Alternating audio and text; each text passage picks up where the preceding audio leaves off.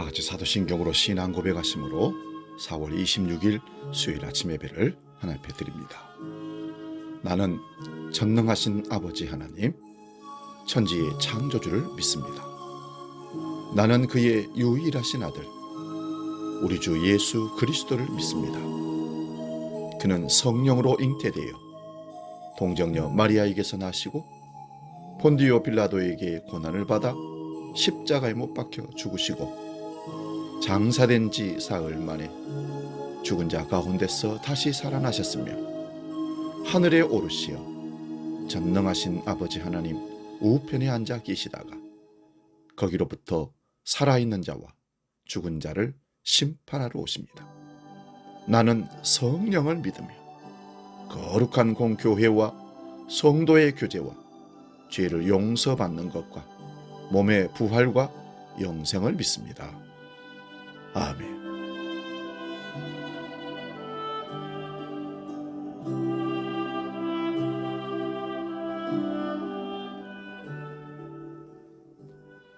찬송가 262장 날 구원하신 예수님 함께 찬송합니다.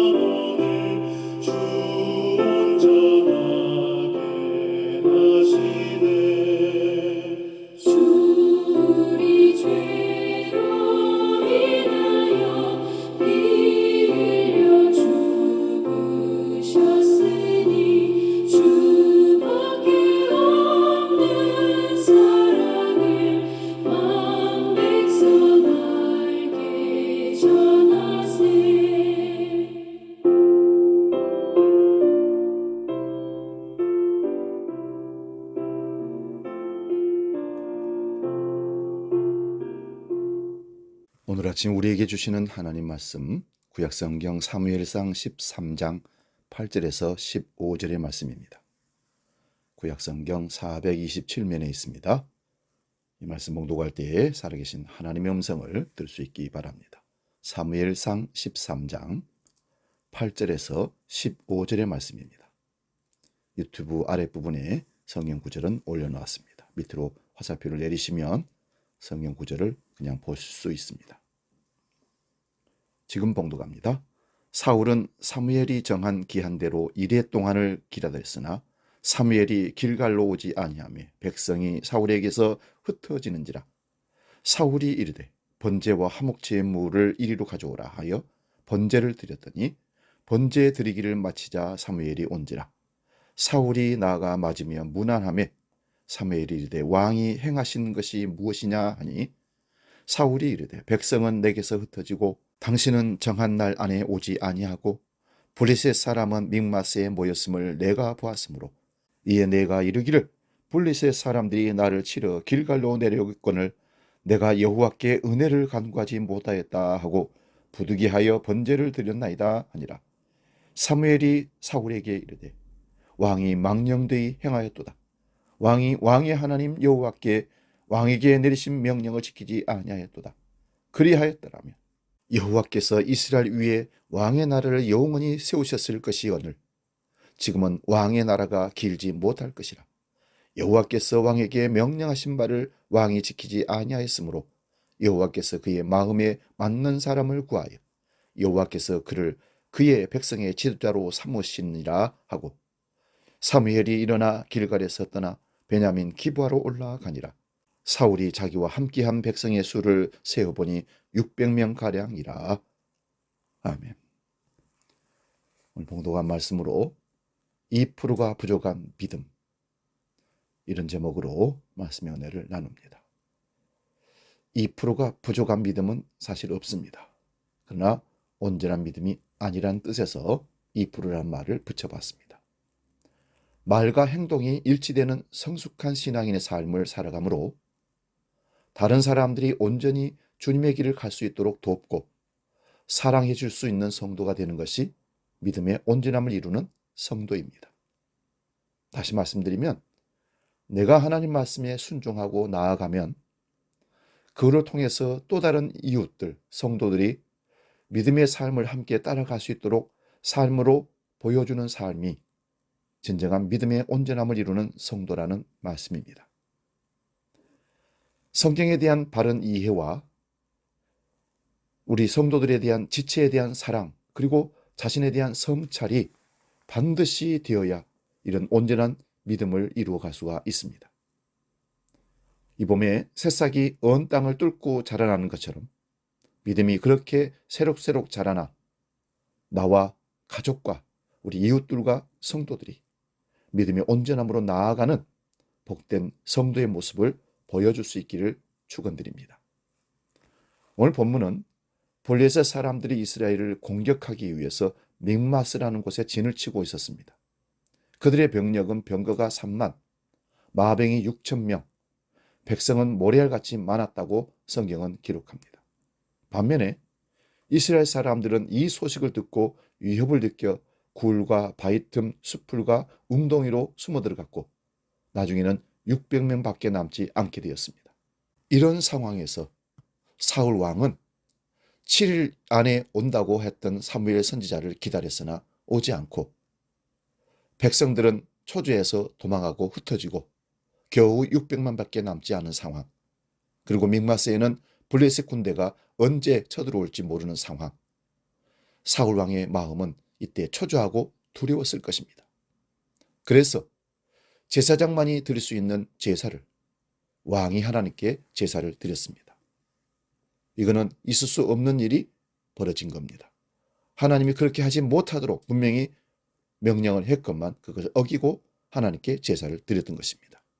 저는 이 사건을 보면서 하나님이 제사를 굳이 받지 않겠다고 하는데 받아야만 한다고 예비하는 우리의 모습들이, 제사하는 그런 이스라엘 백성들의 모습들이 여기에 해당하지 않는가? 우리의 욕망과 우리의 욕구와 우리 위로를 위해서 하나님을 찾는 신앙은 하나님이 기뻐하는 신앙이 아니라는 사실을 깨달아야 됩니다. 사울 왕이 제사를 드리자마자 사무엘 선지자가 왔고 사무엘 선지자는 어찌하여 하나님의 명령을 어겼느냐고 하면서 하나님이 왕을 버렸으니 왕의 나라가 길지 못할 것이라고 질책했습니다. 결국 사울은 이후로 하나님의 버림을 받은 왕이 되고 마지막에도 전쟁에서 패배하고 비참한 최후를 맞이했습니다.